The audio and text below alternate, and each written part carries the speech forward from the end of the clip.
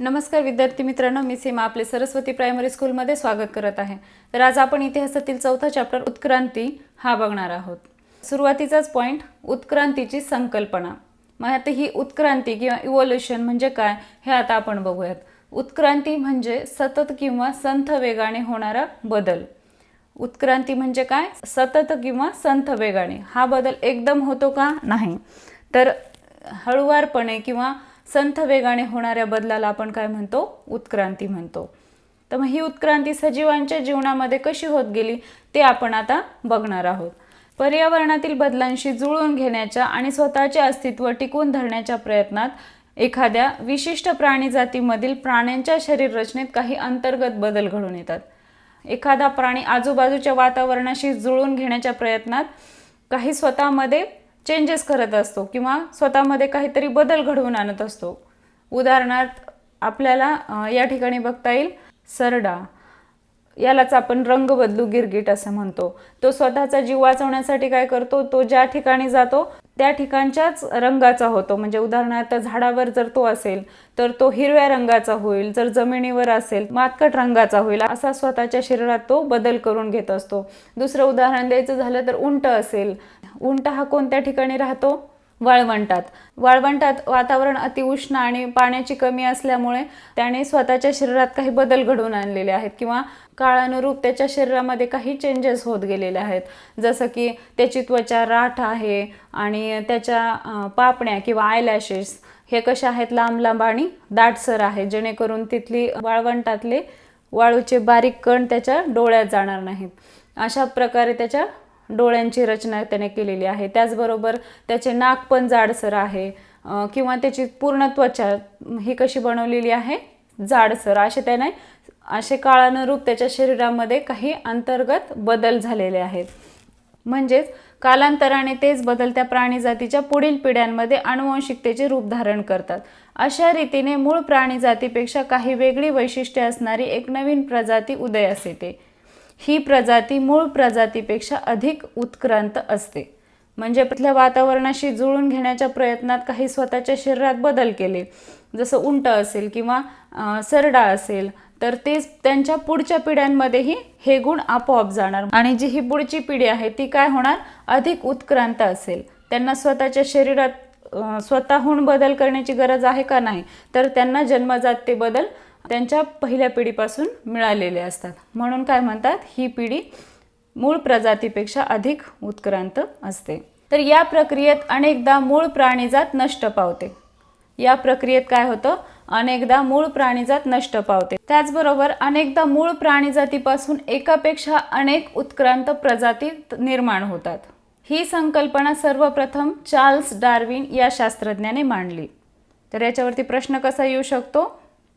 सजीवांच्या उत्क्रांतीची संकल्पना सर्वप्रथम कोणी मांडली? चार्ल्स डार्विन यांनी मांडली। या ठिकाणी आपण बघू शकतो। त्यानंतर ज्या प्रजाती बदलत्या पर्यावरणाशी जुळवून घेतात त्या टिकून राहतात। या ठिकाणी काय सांगितलेलं आहे?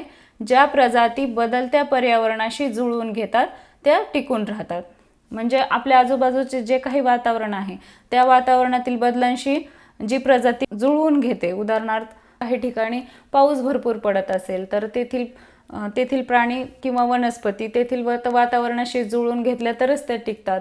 किंवा काही ठिकाणी बर्फ असेल तर तेथील वातावरणाशी जुळवून घेतले तरच तेथील प्राणी आणि वनस्पती जिवंत राहू शकतात। त्याचप्रमाणे ज्या प्रजाती या सर्व गोष्टींना जुळवून घेत नाहीत त्या प्रजाती काय होतात? उत्क्रांतीच्या प्रक्रियेत नष्ट होतात।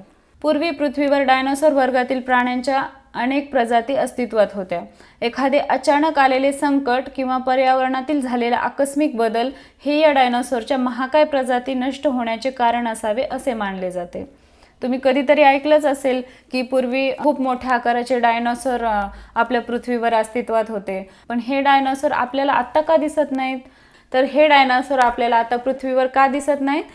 तर एखादे अचानक आलेले संकट किंवा पर्यावरणातील झालेला आकस्मिक बदल हे या डायनोसॉरच्या महाकाय प्रजाती नष्ट होण्याचे कारण असावे असे मानले जाते। हे वाक्य खूप महत्त्वाचे आहे। याच्यावरती प्रश्न पण येऊ शकतो। डायनोसॉर या प्रजातीचे नष्ट होण्याचे कारण काय? तेव्हा तुमचं उत्तर काय असेल? एखादे अचानक आलेले संकट किंवा पर्यावरणातील झालेला आकस्मिक बदल हे या डायनासोरच्या महाकाय प्रजाती नष्ट होण्याचे कारण असावे असे मानले जाते.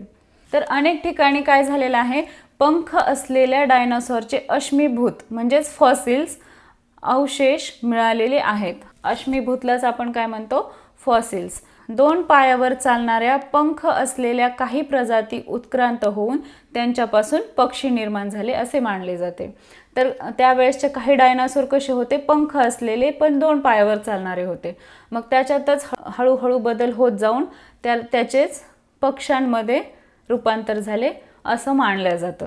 आपल्याला ह्याच्यावरती प्रश्न कसा येऊ शकतो, पक्षी कसे निर्माण झाले, त्यावरती तुमचं उत्तर काय असेल, 2 पायावर चालणाऱ्या पंख असलेल्या काही डायनासोरच्या प्रजाती उत्क्रांत होऊन त्यांच्यापासून पक्षी निर्माण झाले असे आपल्याला सांगता येईल. आलं लक्षात?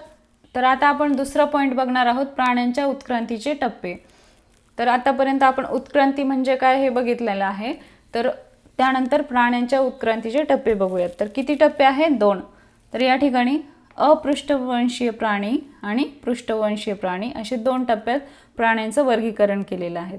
तर मग अपृष्ठवंशीय प्राणी किंवा अपृष्ठवंशीय सजीव म्हणजे काय, तर ज्या सजीवांना पाठीचा कणा नाही त्यांना काय म्हणतो आपण, अपृष्ठवंशीय सजीव. म्हणजे यांच्या पाठीला कणा असतो का, नाही. असे कुठले प्राणी आहेत, गांडूळ, यालाच आपण काय म्हणतो, अर्थवर्म, स्नेल म्हणजेच गोगलगाय, किंवा मॉस्किटोज मच्छर, जेलीफिश, या प्राण्यांना पाठीचा कणा नाहीये म्हणून या प्राण्यांना काय म्हणतो आपण, अपृष्ठवंशीय सजीव, ज्यांना की पाठीचा कणा नाहीये. तर मग आता दुसरा पॉईंट बघूयात की पृष्ठवंशीय सजीव म्हणजे काय, तर ज्या प्राण्यांना पाठीचा कणा आहे त्यांना आपण पृष्ठवंशीय सजीव असे म्हणतो. तर याचे आपल्याला बरेच प्रकार बघायला मिळतात. तर या ठिकाणी सुरुवातीचा प्रकार बघूया, जलचर. जलचर म्हणजे काय, पाण्यात राहणाऱ्या प्राण्यांना जलचर असे म्हणतात. पाण्यात राहणारे कुठले प्राणी आहेत, मला उदाहरणं सांगा बरं. याचं काय उदाहरण सांगता येईल, मासा. तर या माशाला काय आहे, पाठीचा कणा आहे, त्यामुळे याला काय म्हणतात, पृष्ठवंशीय सजीव. पृष्ठवंशीय सजीवामध्ये आपण याला काय म्हणतो, जलचर सजीव. त्यानंतर आहे उभयचर. तर उभयचर म्हणजे काय, पाणी व जमीन या दोन्ही ठिकाणी राहणाऱ्या प्राण्यांना उभयचर असे म्हणतात. तर उभयचर प्राण्यांचं मला उदाहरण सांगा बरं. याचं काय उदाहरण आहे, बेडूक. बेडूक तर तुम्ही पाहिलेलाच असेल. बेडूक कधी पाण्यात दिसतो तर कधी जमिनीवर दिसतो. पाणी आणि जमीन या दोन्ही ठिकाणी राहतो म्हणून याला काय म्हणतात, उभयचर. हा शब्द खूप महत्त्वाचा आहे, हा लक्षात ठेवायचा आहे. जे प्राणी पाणी व जमीन या दोन्ही ठिकाणी राहतात त्यांना काय म्हणतात, उभयचर. आलं लक्षात? त्यानंतर आहे पक्षी वर्ग. आकाशात उडणाऱ्या सजीवांना आपण काय म्हणतो, पक्षी म्हणतो. जसं चिमणी असेल, कावळा असेल, घार किंवा अजून इतर प्रकारची पक्षी जे आकाशात उडतात त्यांना काय म्हणतो आपण, पक्षी वर्ग. त्यानंतरचं आहे सरपटणारे सजीव. सरपटणारे सजीव म्हणजे काय, जमिनीवर सरपटत चालणाऱ्या सजीवांना सरपटणारे सजीव म्हणतात. तुम्ही कधी साप पाहिलेला आहे का, तो कसा चालतो, तो जमिनीवर सरपटत चालतो. उदाहरणार्थ साप असेल, मगर असेल, सुसर असेल, हे प्राणी काय आहे, सरपटत चालतात म्हणून ह्यांना काय म्हणतात, सरपटणारे प्राणी. त्यानंतरचं आहे सस्तन. तर हा वर्ग आपण डिटेलमध्ये बघणार आहोत कारण हा वर्ग उत्क्रांत प्रक्रियेतील सर्वात महत्त्वाचा टप्पा मानला जातो. तुम्हाला या चित्रामधले प्राणी बघून तर लक्षात आलंच असेल की नेमकं सस्तन म्हणजे काय. तर चला बघूयात आपण सस्तन प्राणी कशाला म्हणतात. सस्तन प्राणी प्राण्यांच्या वर्गातील सर्वाधिक उत्क्रांत टप्पा. पोटात पिलांची वाढ पूर्ण होते आणि त्यानंतर तो प्राणी त्या पिलांना जन्म देतो. जन्मानंतर काही काळ त्या पिलांचे आईच्या दुधावर पोषण होते, हे या प्राण्यांचे वैशिष्ट्य असते. या ठिकाणी बघा, तुम्ही कधी गाय किंवा म्हैस किंवा अजून इतर प्राणी जसे हत्ती असेल, वाघ असेल, यांच्या पोटात पिलांची वाढ पूर्ण होते आणि त्यानंतर तो प्राणी त्या पिलांना जन्म देतो.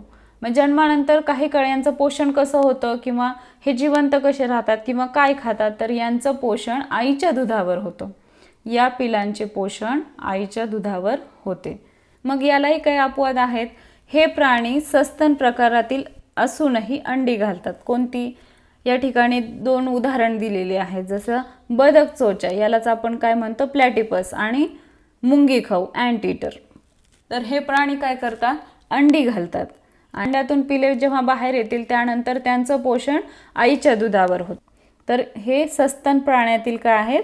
अपवाद आहेत. हे लक्षात ठेवायचे. हे 2 उदाहरणं खूप महत्त्वाचे आहेत.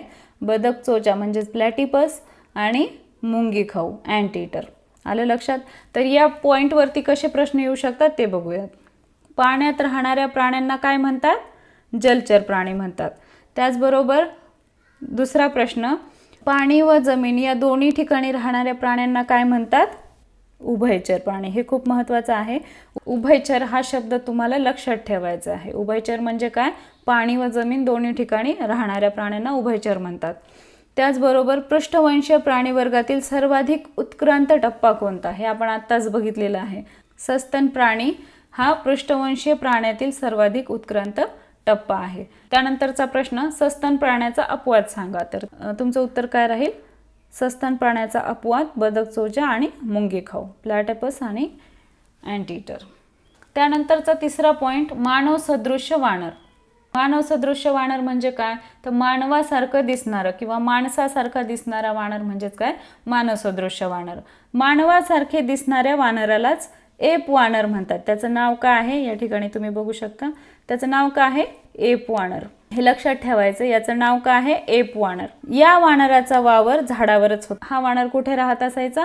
झाडावरच. ज्या वानर प्रजातींचा वावर झाडांवर होत राहिला ते मूळ वानर प्रजातीतच राहिले.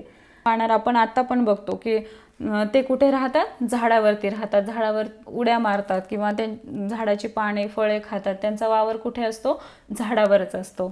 ज्या वानरांचा वावर झाडांवरच होत राहिला तर ते काय? मूळ वानर प्रजातीतच ते राहिले. आणि ज्या वानर प्रजातींचा वावर गवताळ प्रदेश किंवा जमिनीवर होत राहिला त्यांच्यात बदल होऊन मानव प्रजात अस्तित्वात आली. मग जमिनीवर जेव्हा वानर राहू लागले तेव्हा त्यांच्यामध्ये काय बदल होऊ लागला? की ते 2 पायांवरती चालू लागले किंवा त्यांच्या खाण्यामध्ये, त्यांच्या अन्न शोधण्याच्या पद्धतीमध्ये बदल होऊ लागला. हा बदल होत जाऊनच काय झालं? मानव प्रजात अस्तित्वात आली. हा बदल सर्वप्रथम कोठे घडला असेल बरं? हा बदल सर्वप्रथम आफ्रिका खंडात घडून आला. या मानवालाच आदिमानव असे म्हणतात. हा शब्द खूप महत्त्वाचा आहे. या मानवालाच म्हणजेच या वानरालाच काय म्हणतो आपण? आदिमानव असे म्हणतो. तर मग याच्यावरती ह्या पॉईंटवरती कसे प्रश्न येऊ शकतात? एप वानर कोणाला म्हणतात? कोणाला म्हणतात? मानवासारखे दिसणाऱ्या वानरालाच एप वानर असे म्हणतात. त्याचबरोबर आदिमानवाची प्रजाती सर्वप्रथम कोठे अस्तित्वात आली? कोठे? आफ्रिका खंडात. आलं लक्षात? आणि तिसरा प्रश्न, एप वानरालाच काय म्हणतात? आदिमानव असे म्हणतात. आलं लक्षात? त्यानंतर आपल्या चॅप्टरच्या खाली निळ्या रंगाच्या बॉक्समध्ये हे तुम्हाला माहीत आहे का या कॅप्शन खाली काही अतिरिक्त माहिती दिलेली आहे. आपल्या चॅप्टरमध्ये संदर्भ आलेला आहे चार्ल्स डार्विन यांचा. तर चार्ल्स डार्विन यांनी काय केलेलं आहे सांगा बरं? चार्ल्स डार्विन यांनी उत्क्रांतीच्या प्रक्रियेचा शोध लावलेला आहे. चला तर मग बघू अजून चार्ल्स डार्विन यांनी काय काय केलेलं आहे. तर इसवी सन 1859 मध्ये चार्ल्स डार्विन या शास्त्रज्ञाने त्यांच्या on the origin of species म्हणजेच काय? प्राण्यांच्या प्रजातींचा उगम याविषयी या ग्रंथात उत्क्रांतीची संकल्पना मांडली. त्यांचा कोणता ग्रंथ आहे? On the origin of species. हे लक्षात ठेवायचं आहे. या ग्रंथात त्यांनी उत्क्रांतीची संकल्पना मांडली. डार्विनच्या आधी कार्ल लिनस नावाच्या शास्त्रज्ञाने प्राणी जातीचे शास्त्रीय वर्गीकरण करण्याची पद्धत सुरू केली होती. त्यांच्याही आधी प्राणी जातीचे कोणी वर्गीकरण केलेले आहे? Carl Linnaeus. शरीर रचनेचा विचार करता वानरांच्या काही प्रजातींचा आणि मानवाचा काही संबंध असावा असे मत त्यांनी व्यक्त केले होते. डार्विनने त्याच्या पहिल्या ग्रंथात उत्क्रांतीच्या प्रक्रियेत वानर आणि मानव यांचा नेमका काय संबंध असू शकतो याविषयी निश्चित मत व्यक्त केले नव्हते. त्यांनी असं ठामपणे सांगितलेलं होतं का मानव आणि वानर यांचा काही संबंध आहे? नाही. तर बघूया. इसवी सन 1871 मध्ये त्याने त्याचा दुसरा ग्रंथ प्रकाशित केला. त्याचं नाव काय होतं? द डिसेंट ऑफ मॅन, मानवाचे अवतरण. या ग्रंथात मात्र त्याने माणसांना शेपटी नसली तरी त्यांच्या पाठीच्या कण्याचे शेवटचे हाड हे शेपटीचा अवशिष्ट भाग आहे या गोष्टीकडे सर्वांचे लक्ष वेधले. आपल्या पाठीच्या कणाच्या शेवटचं हाड कसं आहे, शेपटीच्या उरलेल्या भागासारखं आहे असं त्यांनी या ग्रंथात स्पष्टपणे मांडलं. माणसाच्या शरीरातील अक्कलदाढेसारख्या आणखी काही अनावश्यक गोष्टी उत्क्रांतीचे निदर्शक असल्याचे त्याने नमूद केले. त्याच्या आधारे आफ्रिकेतल्या जंगलातील गोरिला, चिंपांझी यांसारख्या बिनशेपटीच्या वानरापासून मानव उत्क्रांत झाला असावा या अनुमानाला त्याने मान्यता दिली. त्यांनी पहिल्या ग्रंथात on the origin of species मध्ये असं ठामपणे सांगितलेलं होतं की मानव आणि वानर यांचा संबंध आहे नाही. तर 1871 मध्ये त्यांनी द डिसेंट ऑफ मॅन या ग्रंथात मात्र त्यांनी स्पष्टपणे मत मांडलेलं आहे की वानर आणि मानव यांचा संबंध आहे आणि वानरापासूनच मानव बनला असण्याची शक्यता त्यांनी व्यक्त केलेली होती. आणि त्यांचं काय म्हणणं होतं की आफ्रिकेतल्या जंगलातील गोरिला आणि चिंपांझी यांसारख्या बिनशेपटीच्या वानरापासूनच मानव उत्क्रांत झाला असावा. त्याच्या या अनुमानाला पुष्टी देणारे पुरावे मात्र अजून मिळाले नव्हते. ते पुरावे मिळण्याची सुरुवात 20व्या शतकात झाली. त्या काळी हे पुरावे मिळाले का? नाही. तर ते कधी मिळाले? 20व्या शतकात. तर अशा प्रकारे आपल्याला चार्ल्स डार्विन यांचे कार्य सांगता येईल. तर या लेसनच्या संदर्भात आपण एक ॲक्टिव्हिटी घेणार आहोत. तर आपल्या पाठामध्ये डायनासोरचा उल्लेख आलेला आहे.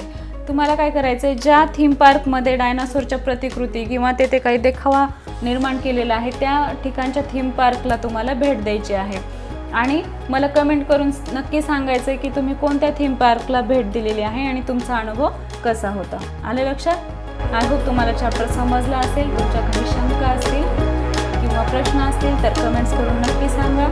चॅनलला लाईक करा, शेअर करा आणि सबस्क्राईब करा. धन्यवाद.